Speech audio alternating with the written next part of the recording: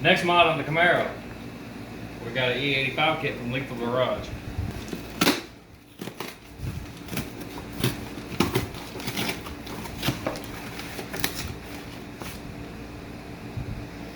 There's my receipt.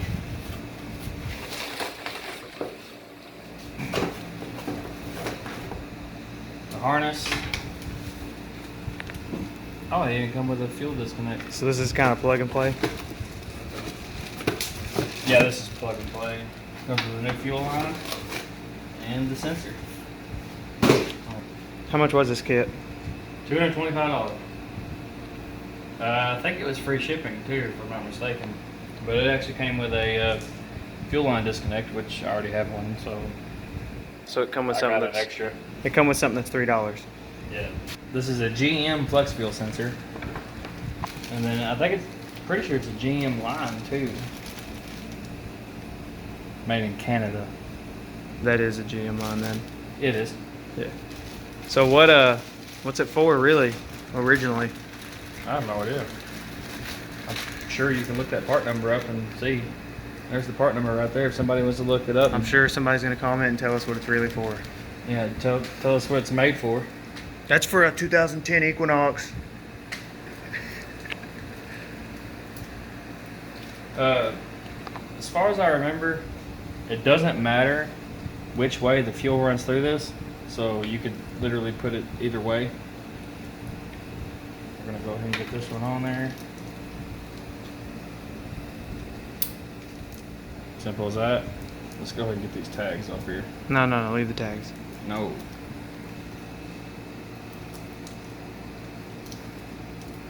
We don't need to know that what we're working is flammable. When is fuel flammable? The fumes are.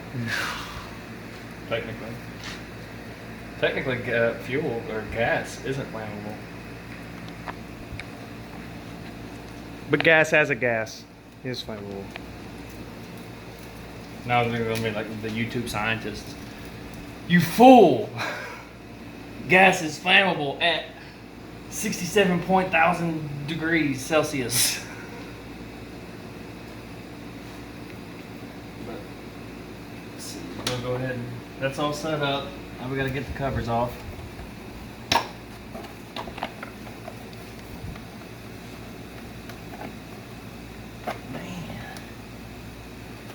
Okay, well first, well that doesn't come off because it don't want to. With this, it's just little like suction cups pretty much, and they just pop down on there, so you just pull it up and pop it off. Dude, how is this so hot? There's a little clip down here. What you do, first you turn it where you got some room to work, just push it off.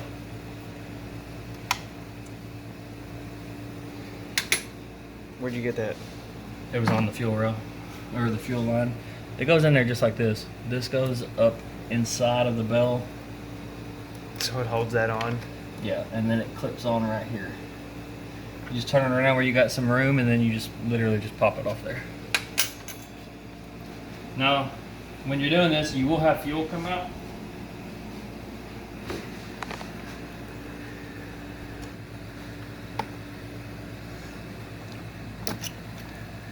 A little bit of fuel. It looks like a lot of it. Drop it on the header. I'm gonna hang out back here for a minute. Another thing I just noticed about this, I probably should have put this the other way so I can have this plug facing the way that the plug is going to go. So you told them it could go on any way, and now you're changing your It's mind. just preference. What we're going to do at this point Plug and play. is that goes back there, and then it'll actually sit in the back of your intake, and then this will plug in up here.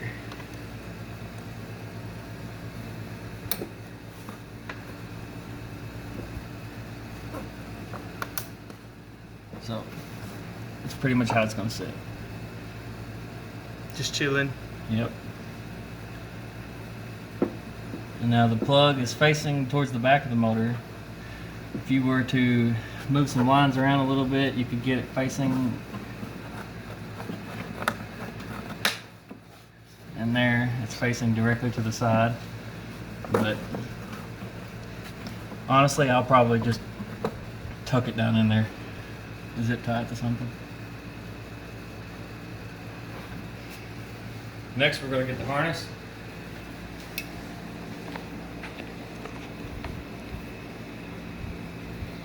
It's a pretty nice looking harness. It's got that automotive like felt tape over it. Really needs like a conduit over it too. Let's But see. and then plug this into the sensor.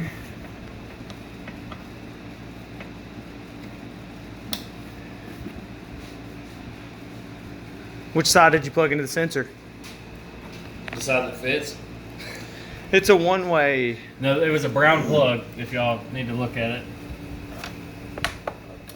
Only one side will plug into that, so. Now what we're gonna do is this actually plugs in right here.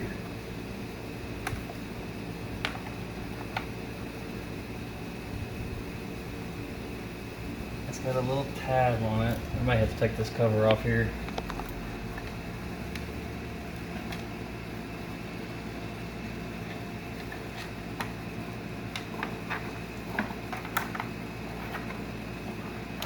I'm gonna run it down the existing harness to clean it up a little bit.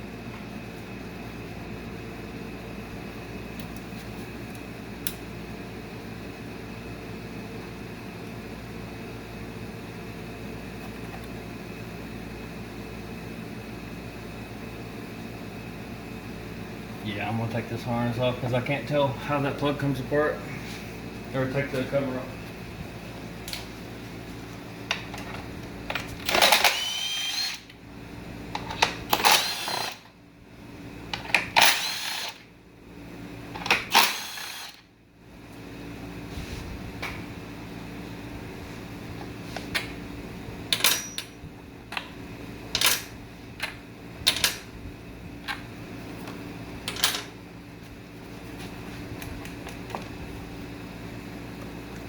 And the harnesses and everything going into this thing. They don't want you in this thing.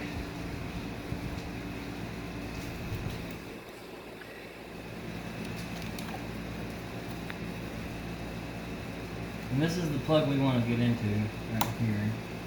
So you plug it, pull it out a little bit, squeeze it.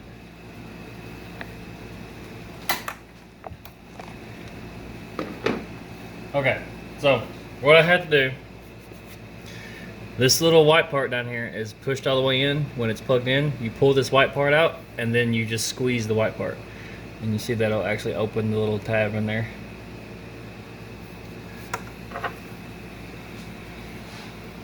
Now we're going to run this down underneath the existing harness. Be sure you're not going to pinch that when you screw that back on there.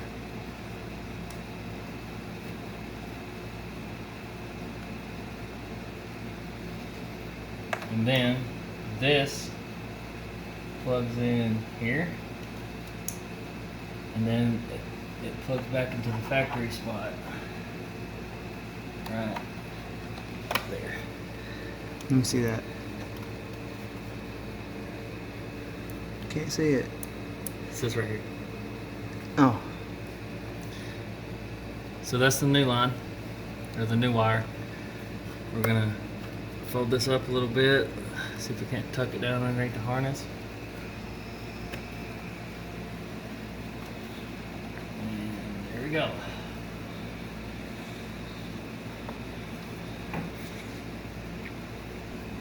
Let's run this line a little bit hidden in this wire.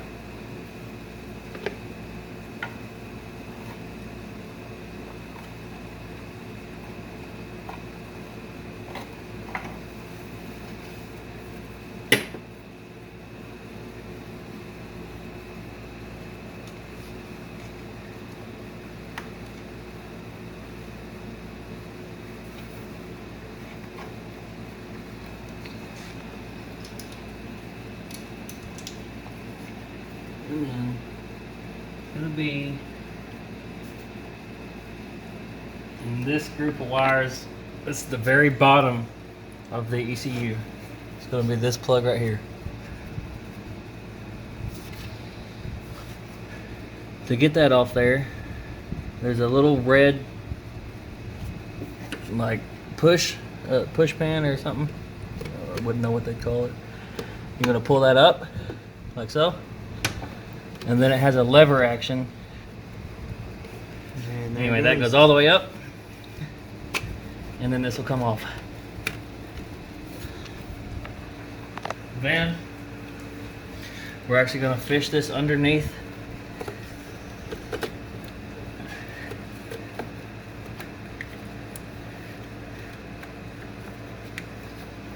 So we got a little bit more room out here to work.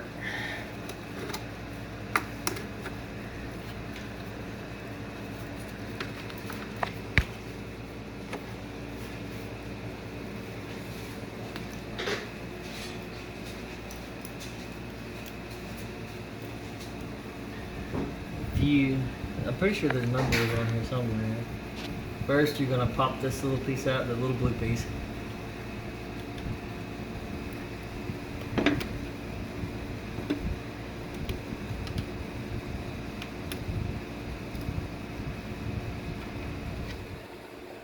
And then, I don't see any numbers on that side. There's two little tabs on either side. One right there, and then one on the other side.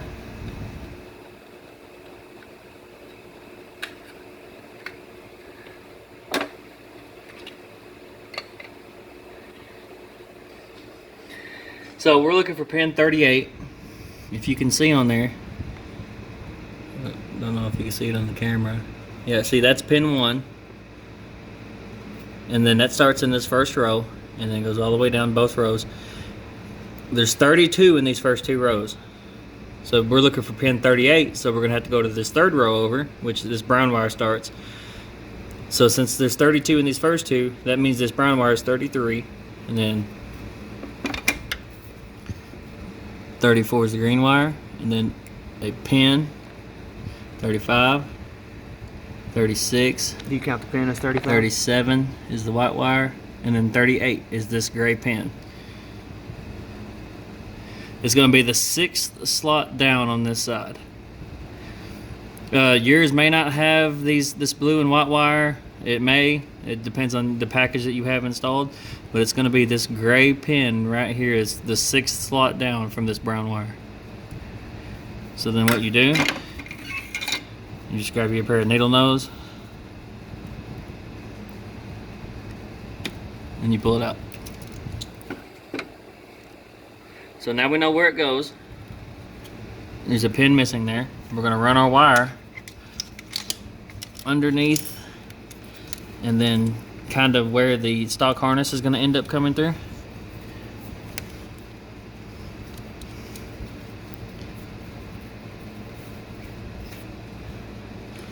And then, let's see.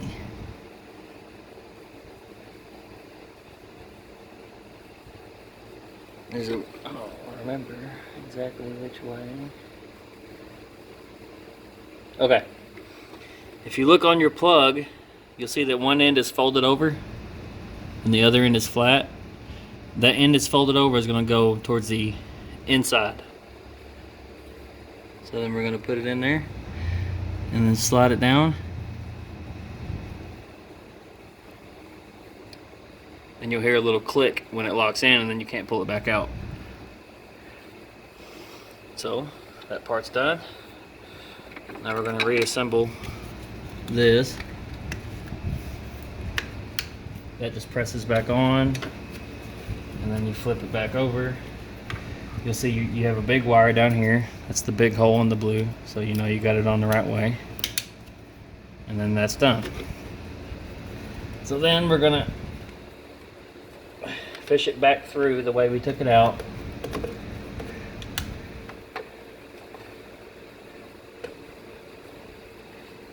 And then it's directly over the ECU.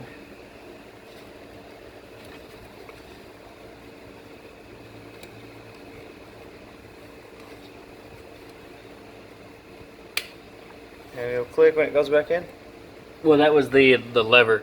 You push it down, it only goes so far, and then you rock the lever over, and then the lever will click when What it lever? locks in. The red thing? This piece that you had to pull up to get out. Okay. And then we're almost done.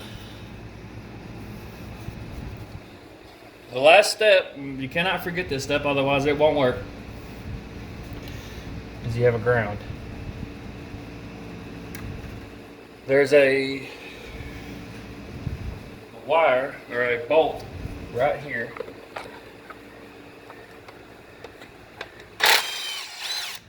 Use a 10 millimeter. Pull it out. A magnet would probably help here. If you got big fingers, you can't keep a hold of it or something.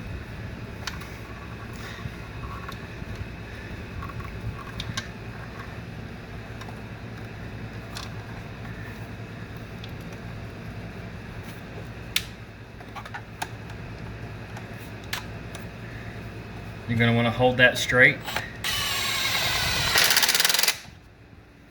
And then our 85 kit is installed. Let me look at that bolt. Where'd it go? It's right here. Oh. It's like the only bolt there. Yep. Okay, so they'll find it. So yeah, our 85 kit is done. We're going to put everything back on it. Clean it all up. And then we're gonna start it and let you know if anything funny happens when it tries to start. It shouldn't. It's not even enabled in the tune. Yeah, but it's out of fuel in the lines.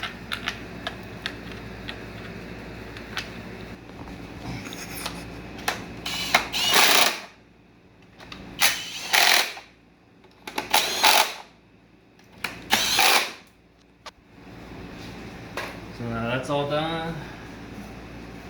We got our covers back on.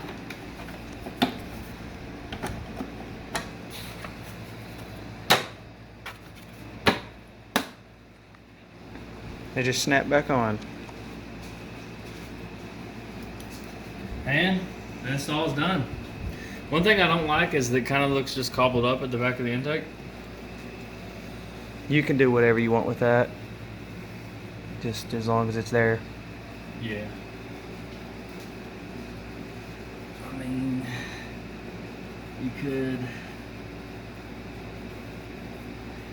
zip ties. Yeah. I don't really know where else I can go with it.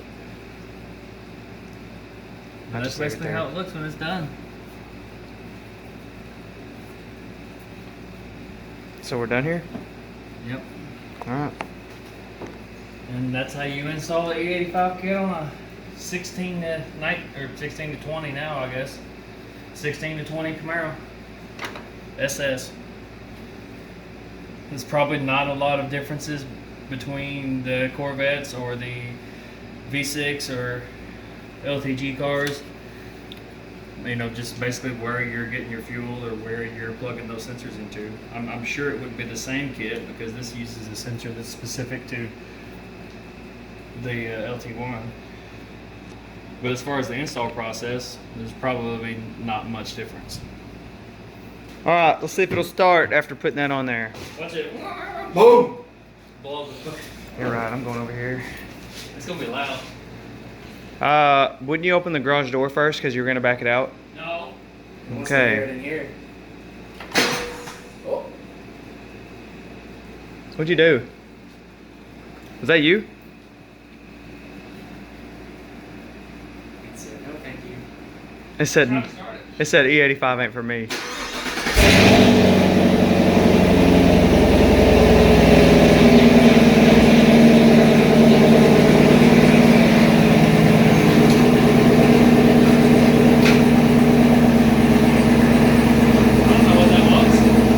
Tell them about it.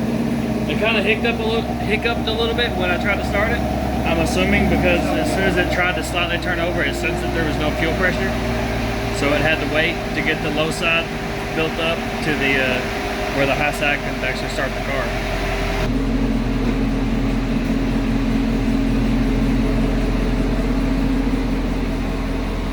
And next that car's gonna get an E85 tune.